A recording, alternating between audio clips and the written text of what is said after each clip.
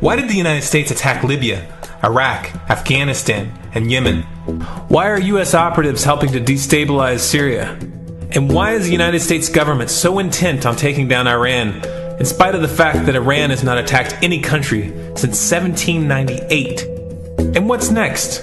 What are we headed for? When you look at the current trajectory that we're on, it doesn't make any sense at all if you evaluate it based on what we're taught in school. And it doesn't make any sense if you base your worldview on the propaganda that the mainstream media tries to pass off as news. But it makes perfect sense once you know the real motives of the powers that be.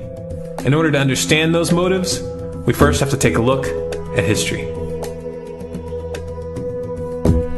In 1945, the Bretton Woods Agreement established the dollar as the world reserve currency, which meant that international commodities were priced in dollars. The agreement, which gave the United States a distinct financial advantage, was made under the condition that those dollars would remain redeemable for gold at a consistent rate of $35 per ounce. The United States promised not to print very much money, but this was on the honor system, because the Federal Reserve refused to allow any audits or supervision of its printing presses. In the years leading up to 1970, expenditures in the Vietnam War made it clear to many countries that the U.S. was printing far more money than it had in gold. And in response, they began to ask for their gold back. This, of course, set off a rapid decline in the value of the dollar. The situation climaxed in 1971 when France attempted to withdraw its gold and Nixon refused.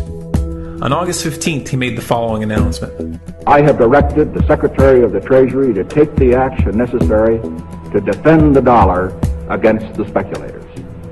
I have directed Secretary Connally to suspend temporarily the convertibility of the dollar into gold or other reserve assets, except in amounts and conditions determined to be in the interest of monetary stability and in the best interest of the United States.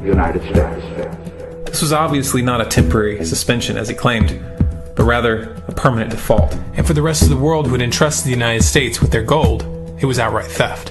In 1973, President Nixon asked King Faisal of Saudi Arabia to accept only U.S. dollars as payment for oil and to invest any excess profits in U.S. Treasury bonds, notes, and bills.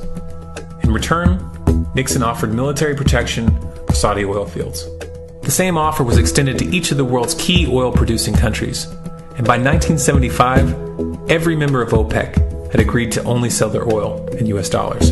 The act of moving the dollar off of gold and tying it to foreign oil instantly forced every oil-importing country in the world to start maintaining a constant supply of Federal Reserve paper. And in order to get that paper, they would have to send real physical goods to America. This was the birth of the petrodollar. Paper went out, everything America needed came in, and the United States got very, very rich as a result. It was the largest financial con in recorded history.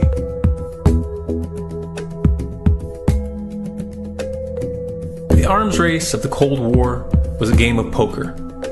Military expenditures were the chips, and the U.S. had an endless supply of chips. With the petrodollar under its belt, it was able to raise the stakes higher and higher, outspending every other country on the planet, until eventually U.S. military expenditures surpassed that of all other nations in the world combined. The Soviet Union never had a chance. The collapse of the communist bloc in 1991 removed the last counterbalance to American military might. The United States was now an undisputed superpower with no rival. Many hoped that this would mark the beginning of a new era of peace and stability. Unfortunately, there were those in high places who had other ideas. Within that same year, the U.S. invaded Iraq in the First Gulf War. And after crushing the Iraqi military and destroying their infrastructure, including water purification plants and hospitals, crippling sanctions were imposed which prevented that infrastructure from being rebuilt. These sanctions, which were initiated by Bush Sr. and sustained throughout the entire Clinton administration, lasted for over a decade and were estimated to have killed over 500,000 children. The Clinton administration was fully aware of these figures. We have heard that 500,000 children have died. I mean, that's more children than died in Hiroshima. And you know, is the price worth it? I think this is a very hard choice, but we think the price is worth it. Miss Albright, what exactly was it that was worth killing 500,000 kids for? In November of 2000, Iraq began selling its oil exclusively in euros. This was a direct attack on the dollar and on U.S. financial dominance, and it wasn't going to be tolerated. In response, the U.S. government, with the assistance of the mainstream media, began to build up a massive propaganda campaign claiming that Iraq had weapons of mass destruction and was planning to use them. In 2003, the U.S. invaded, and once they had control of the country, oil sales were immediately switched back to dollars. This is particularly notable due to the fact that switching back to the dollar meant a 15 to 20% loss in revenue due to the euro's higher value. It doesn't make any sense at all unless you take the petrodollar into account. So I came back to see him a few weeks later, and by that time we were bombing in Afghanistan. I said, "Are we still going to war with Iraq?" And he said, "Oh, it's worse than that." He said, he reached over on his desk, he picked up a piece of paper, and he said, I just got this down from upstairs, meaning the Secretary of Defense's office today, and he said, "This is a memo that describes how we're going to take out 7 countries in 5 years, starting with Iraq and then Syria, Lebanon, Libya, Somalia, Sudan, and finishing off Iran." Let's take a look at the events of the past decade and see if you see a pattern. In Libya, Gaddafi was in the process of organizing a bloc of African countries to create a gold-based currency called the dinar, which they intended to use to replace the dollar in that region. US and NATO forces helped destabilize and topple the Libyan government in 2011, and after taking control of the region, US armed rebels executed Gaddafi in cold blood and immediately set up the Libyan central bank. Iran has been actively campaigning to pull oil sales off of the dollar for some time now, and it has recently secured agreements to begin trading its oil in exchange for gold. In response, the US government, with mainstream media assistance, has been attempting to build international support for military strikes on the pretext of preventing Iran from building a nuclear weapon. In the meantime, they established sanctions which US officials openly admit are aimed at causing a collapse of the Iranian economy. Syria is Iran's closest ally, and they are bound by mutual defense agreements. The country is currently in the process of being destabilized with covert assistance from NATO, and though Russia and China have warned the United States not to get involved, the White House has made statements within the past month indicating that they are considering military intervention. It should be clear that military intervention in Syria and Iran isn't being considered.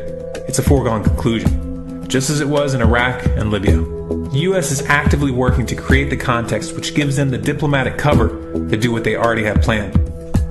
The motive for these invasions and covert actions becomes clear when we look at them in their full context and connect the dots. Those who control the United States understand that even if a few countries begin to sell their oil in another currency, it will set off a chain reaction and the dollar will collapse.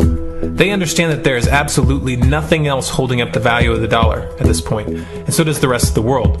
But rather than accepting the fact that the dollar is nearing the end of its lifespan, the powers that be have made a calculated gambit.